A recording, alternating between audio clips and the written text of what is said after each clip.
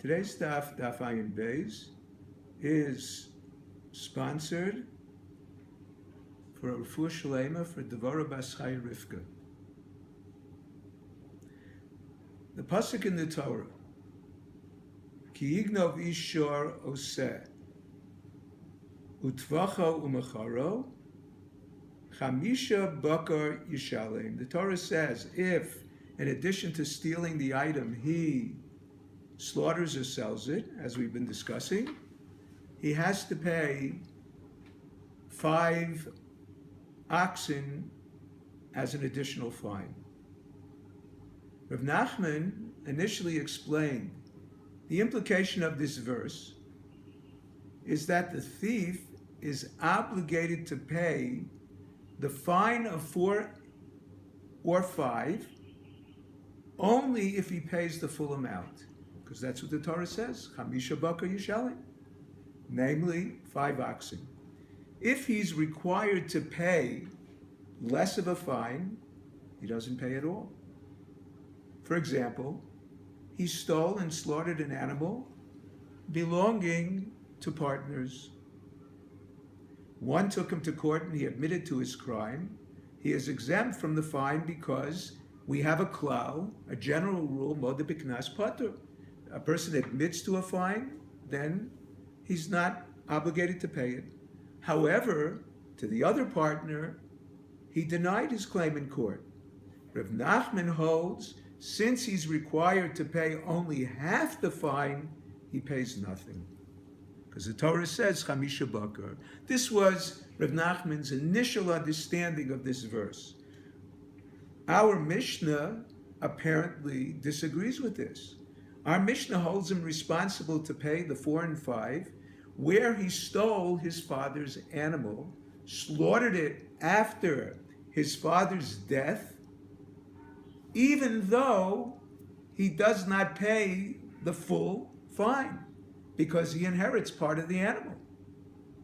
The Mishnah discusses a case, otherwise we can't understand Rav Nachman. It seems to be that the Mishnah apparently is contradicting him.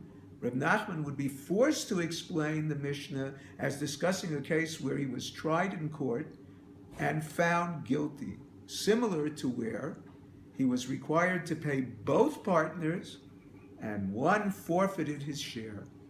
Rav Nachman, however, retracts his original interpretation that one is liable and holds that one is liable even for part of a fine. If the father died before he slaughtered the animal, he is exempt from paying the brother's shares because the verse states, utvacho. The possessive, o, means all the slaughter of the animal has to be criminal, not when the thief is entitled to his share of the animal. Secondly, we explained already, there are 2 ways of defining the act of slaughter.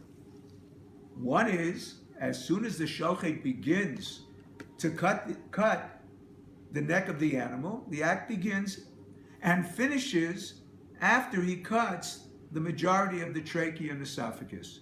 So there's a haschala of the shchita and a gemara, a beginning and an end.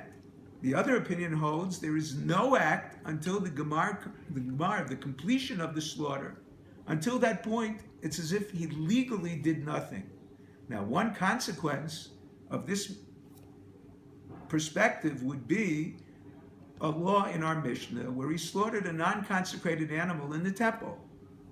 Rav Chavivi proves it has to be that the definition of a shchita, a legal act of slaughter, is that it only happens at the end. It's not a process.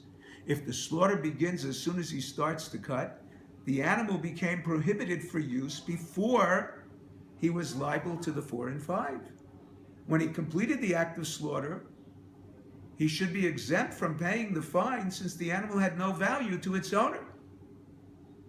The Gemara answers he started the slaughter outside the Azara and did not disqualify the animal for benefit until he completed the act.